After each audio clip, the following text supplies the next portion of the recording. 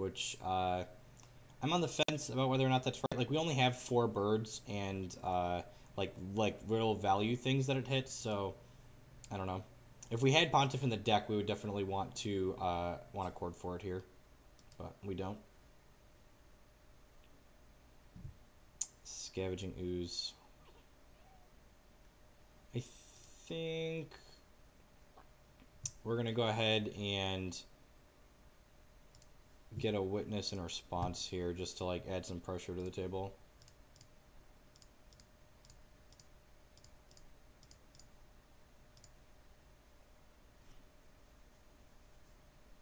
Thanks, Ephra.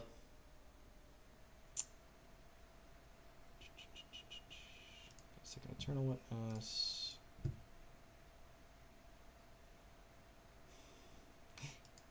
To be fair, I play Reanimator in Legacy, and I think that deck's very good. That's not my deck, but, you know, I didn't build it, but that's what I play. Deck's very powerful.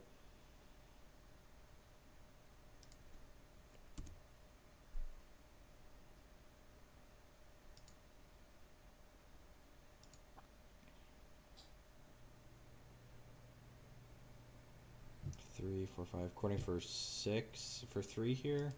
Getting a Witness of his own, maybe. He left his Pontiff in. Ugh. That's really good. Like I said, could see Pontiff being okay in the mirror. I think we're supposed to kill Scavenging Ooze here.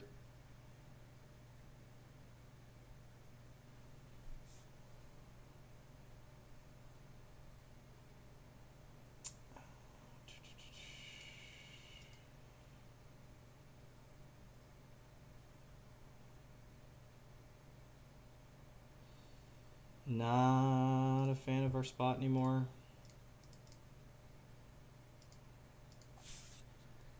So, okay, I think from now on I'm going to leave the 1 Pontiff in the deck. Yeah, I brought this End Collector in for this 3rd game. And like I said, I'm still trying to get a feel for like what's supposed to be good and bad in the mirror. I think the upside of the 1 Pontiff, like causing blowouts like what he just did and like what we had the opportunity to do, like we'd win this game in a very not close manner if we would have just had Pontiff in my deck. So if we lose this game, it's definitely, you know, was within the ability to win if I sideboarded better.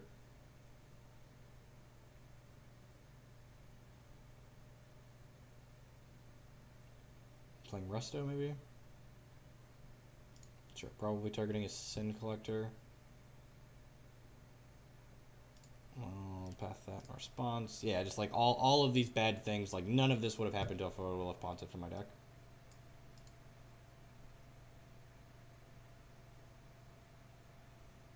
And both our Witnesses are dead, so we can't chain Chords currently. So we're pretty much just in a bad spot all around.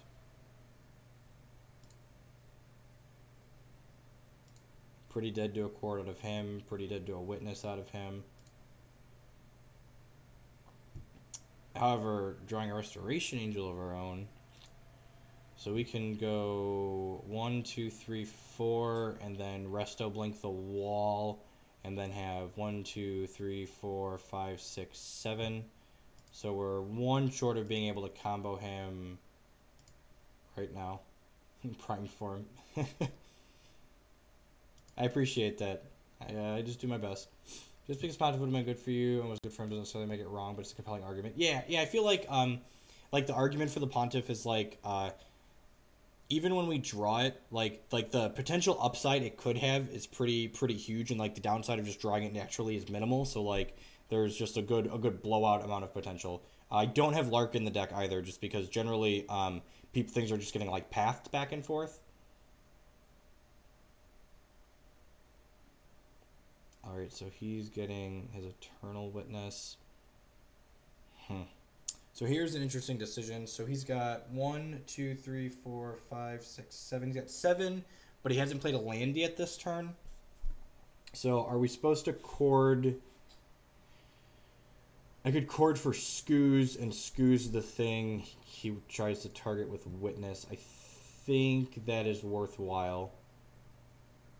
I think that's supposed to happen.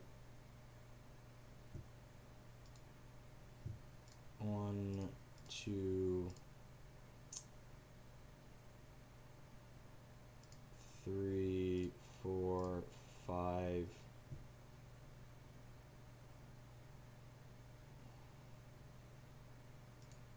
Yeah, I'm going to chord for our Scoos here. Because, like, he probably has Path or Helix. And in the event he has Path or Helix, we can't just combo him. And he could combo us with this chord if he has a land drop. So I like eating it. Sure, but like I said, like the downside to drawing it is minimal and the upside is large. So I think that makes it worth having in the deck probably.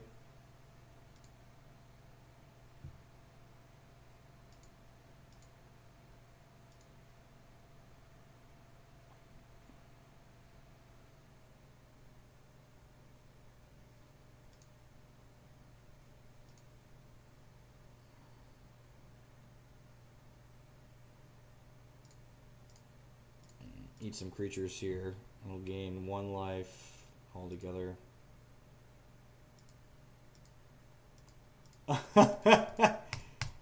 He's right. This build, I can't activate all of Roots on my opponent's turn because Moto is bugged. All right. Well, this is probably going to be the last match of the night. What are we in this league? We'll probably finish this league. There's one more match after this, but I can't use this Wall of Roots to use my Scavenging Ooze right now because Moto is bugged.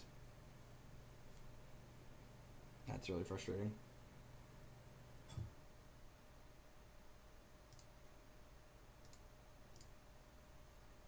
Cycle this, try and find a red source.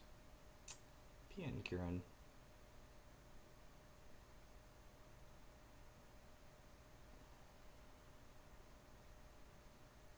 That's pretty good. We're pretty dead to a chord, but I don't think we're less dead to a chord regardless of the line we take here. So I'm going to go ahead and just eat Eternal Witness now, since we can't do that on his turn apparently. I guess the other thing here is... Actually, I'm just going to ship the turn.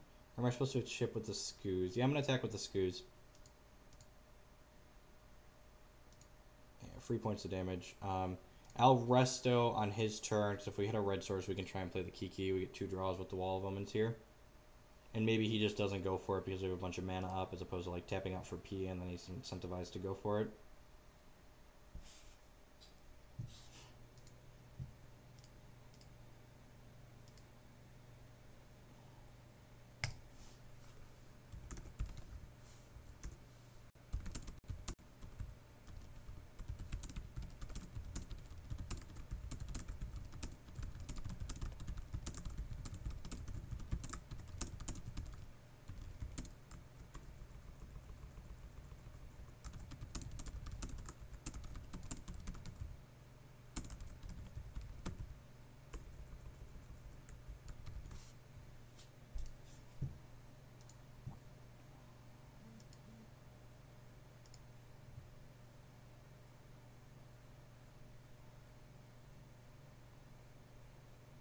Okay, so we hit Bird / Ravine. That's fair, Ifro.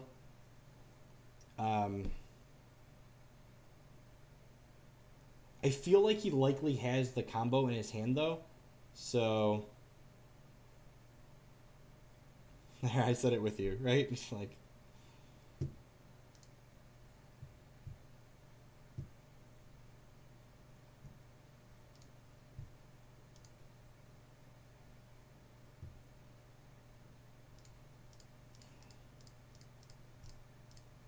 Yeah, we're dead to Chord or Kiki out of our opponent because he has 3 red from his birds. So,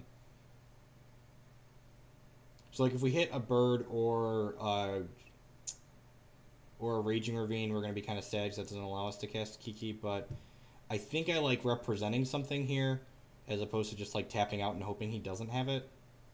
Although I suppose he's already used 1 chord, but he still has, like, 4 copies of things that could just kill us in his deck, in his thing.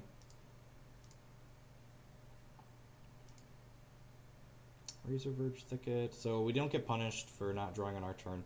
I guess an interesting question here is, do I block his resto? Actually, I was going to just snap off the block, but I don't think I'm supposed to. And the reason for that is If he has another resto in his hand, he can pontiff and kill ours, and I don't want that to happen. So I'm just gonna take the 3. We're at a reasonably healthy life total.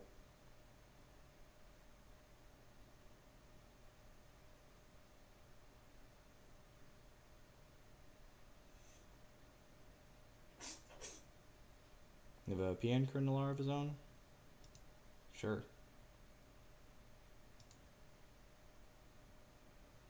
Red source, untapped. Alright. YOLO Swaggins. No path, no helix. No path, no helix. He hasn't used any of those cards yet, so like probably has a path or helix. But in the event he doesn't, in 18 cards, we got him. Not loving our chances.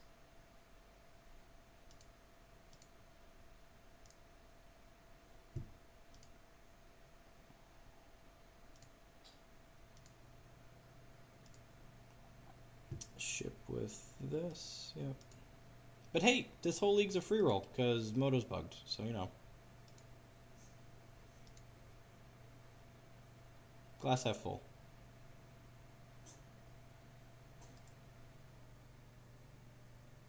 Smells like a chord.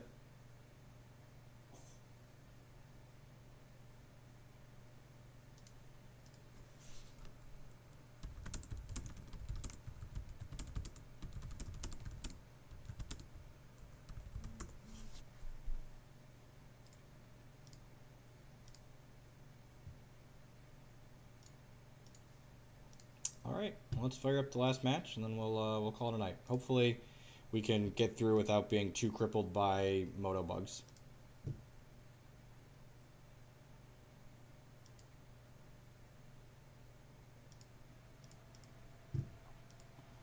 Run a quick commercial. I'll wait for this to pair.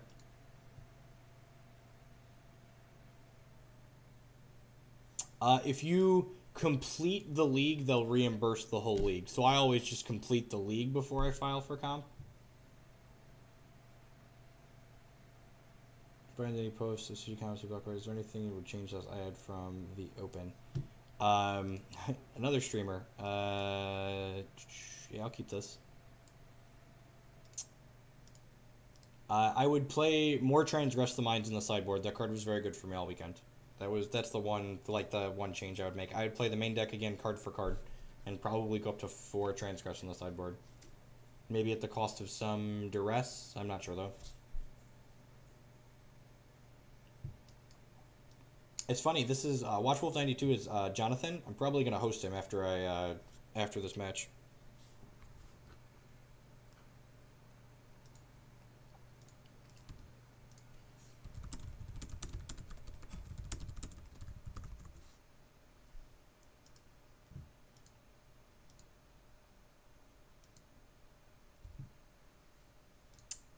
He is known for playing control decks, so voice is pretty good here. Hopefully we draw some spells.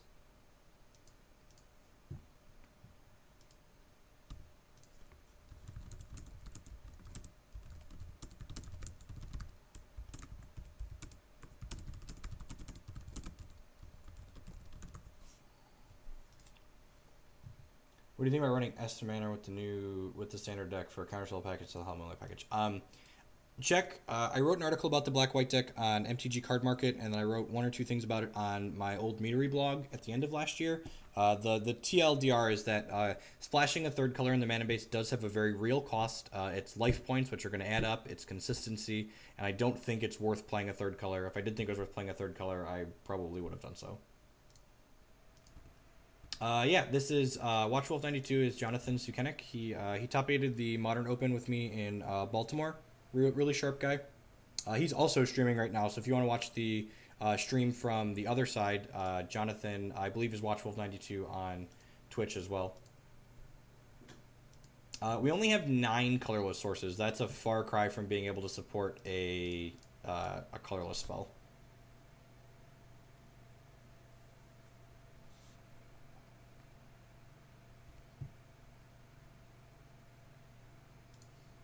I don't want to fetch basics because he's a Path to Exile deck, so I want to leave those last 2 basics in the deck to fetch out with Path.